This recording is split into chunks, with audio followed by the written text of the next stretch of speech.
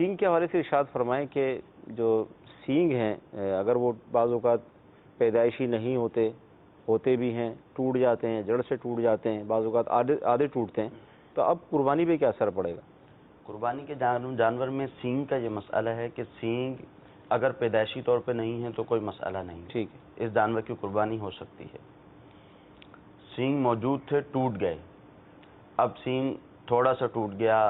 ایک تہائی ٹوٹ گیا، آدھا ٹوٹ گیا یا پورا ہی سینگ ٹوٹ گیا، بعض اوقات بالکل اس کو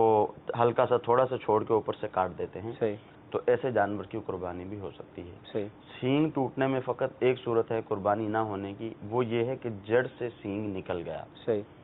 اور اس کا زخم بھی ابھی ٹھیک نہیں ہوا،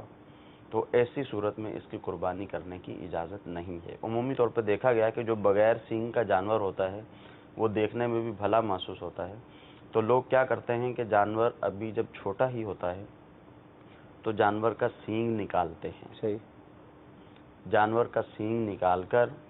پھر اس کے زخم کو بھرتے ہیں، پھر صحیح، آہستہ آہستہ بھرتے بھرتے زخم اس کا بھر جاتا ہے۔ یہ جانور کو تکلیف پہنچانا تو ہے، صحیح۔ مگر یہ ہے کہ قربانی ایسے جانور کی ہو جائے گی۔